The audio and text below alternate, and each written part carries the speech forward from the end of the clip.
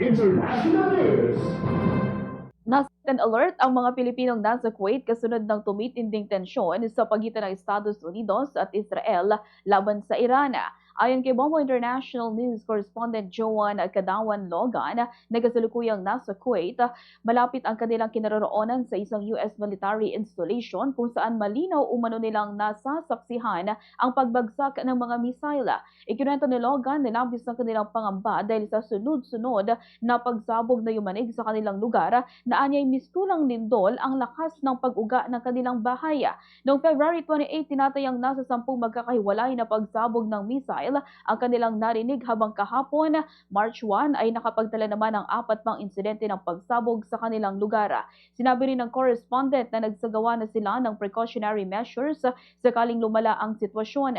Kabilang dito ang pagtiyak na fully charged ang kanilang mga cellular phone at paghahanda ng sapat na supply ng tubig at damit.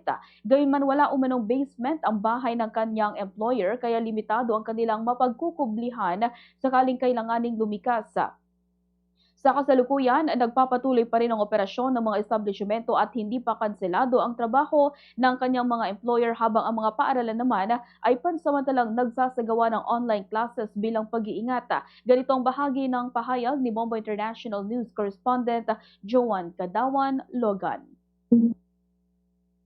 Naghahanda po kami kasi siyempre hindi naman po maiwasan yung nag-aabalak po kayo, nervyos, ganun po. Kailangan po maging alerto po kami. So kasi medyo malapit po kami sa US base.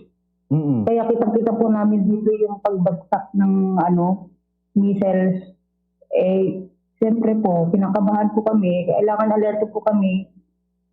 Sobrang nervyos po. Halos po, kahapon po, ilang beses po pagsabog. Tapos yung bahay po namin para pong lindol na grabe po yung ugal niya.